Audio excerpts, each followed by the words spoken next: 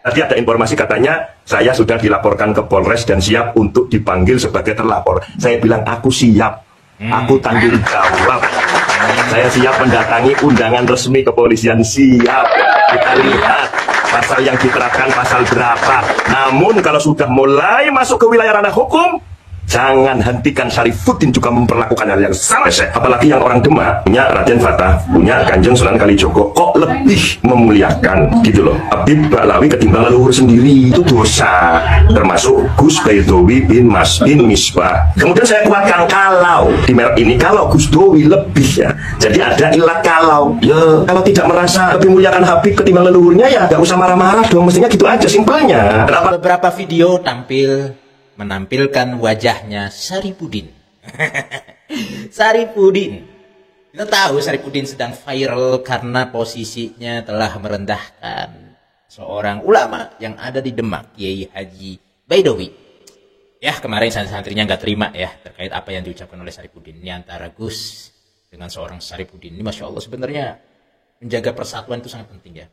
Namun ucapan-ucapan Syarifuddin ini memunculkan polemik-polemik perpecahan. Kita tahu sendiri Syarif memang orangnya seperti ini.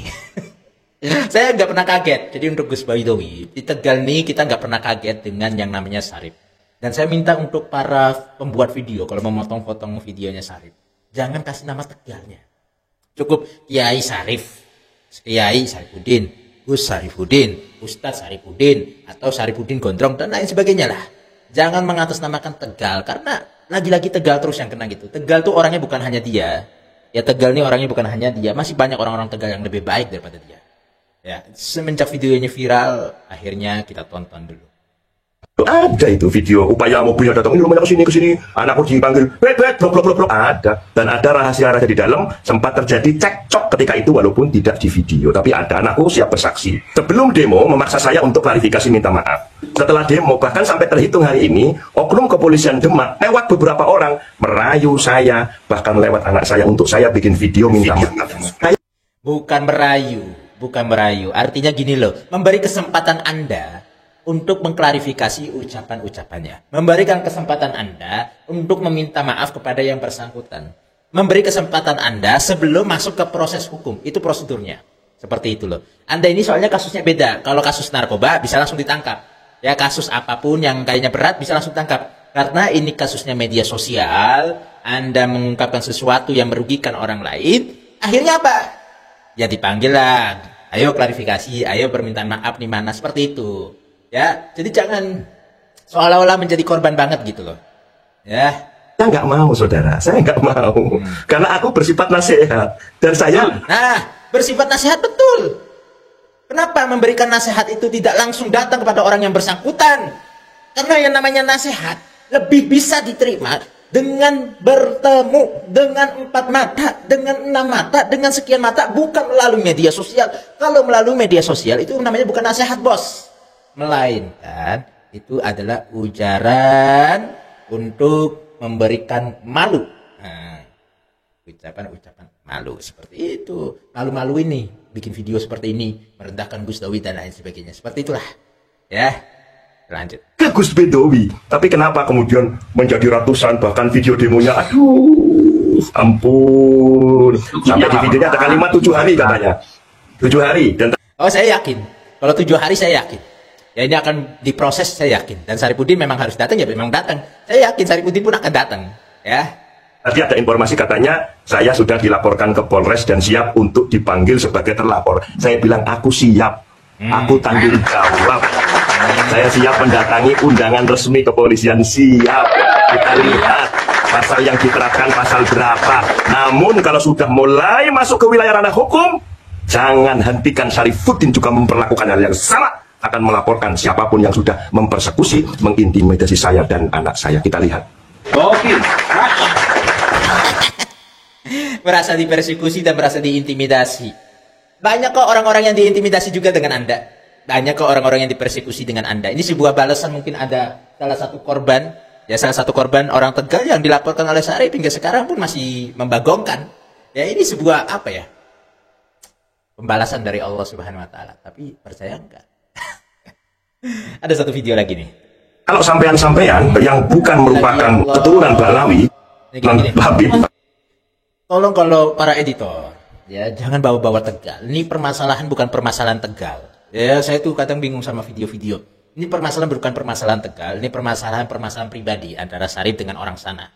Ya, jadi kalau tulis Syarif Tegal jangan. Yai Syarifuddin aja, Gus Syarifuddin atau Ustadz Syarifuddin, seperti itu loh. Tegal nih, aduh, dibawa-bawa terus. Bilangin Tegal, orangnya bukan dia doang. Banyak Tegal nih. Kan saya waktu itu mengatakan hidungku saja pesek. Apalagi yang orang Demak punya Raden Fatah, punya Kanjeng Sunan Kalijogo, kok lebih memuliakan gitu loh Habib Ba'lawi ketimbang leluhur sendiri. Itu dosa. Termasuk Gus Baidowi bin Mas bin Misbah. Kemudian saya kuatkan kalau di merek ini, kalau Gus Dowi lebih ya. Jadi ada ilat kalau. Ya, kalau tidak merasa lebih memuliakan Habib ketimbang leluhurnya ya nggak usah marah-marah dong. Mestinya gitu aja simpelnya. Dan apakah narasi saya itu bersifat privasi dan tidak boleh disampaikan? Silakan disampaikan. Namun ketika keberatan silakan dijawab lewat video. Oh, enggak bisa semua ucapan-ucapan itu dijawab melalui video, enggak bisa. Jangan mau digituin. Ya, enggak semua ucapan-ucapan dijawab melalui video, enggak bisa seperti itu. Atau nanti kita ketemu, bahasa nanti kita ketemu itu ya biasa saja. Wong saya sama Gus Baidowi itu kawan lama sejak masih usia belasan tahun di Pondok Kediri. Saya juga kenal almarhum Kiai Haji Misbah, pengasuh daripada Pondok Krasa yang sudah wafat, sekarang digantikan oleh Gus Baidowi.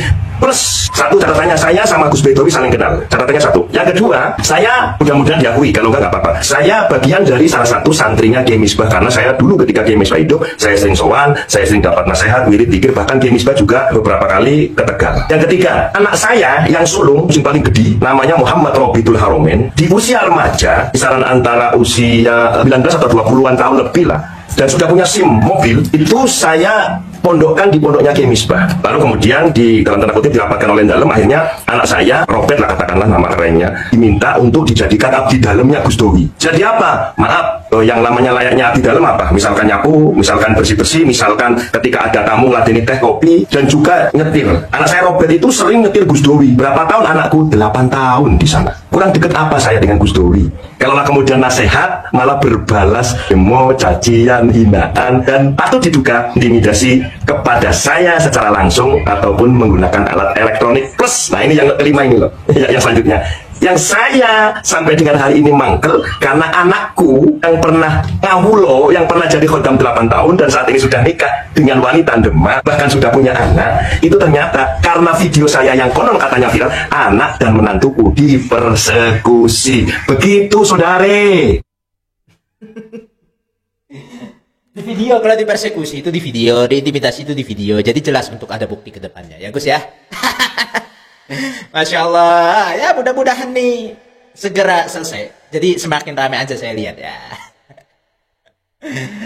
Tapi saya lebih berpihak kepada Gus Dowi karena ucapan Syarif ini memang udah keterlaluan ya. Ucapan dia ini memang udah keterlaluan, dan tolonglah untuk menjaga kesatuan itu sulit.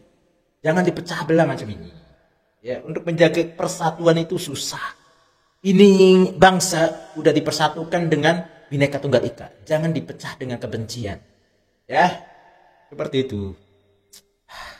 Memang susah ya.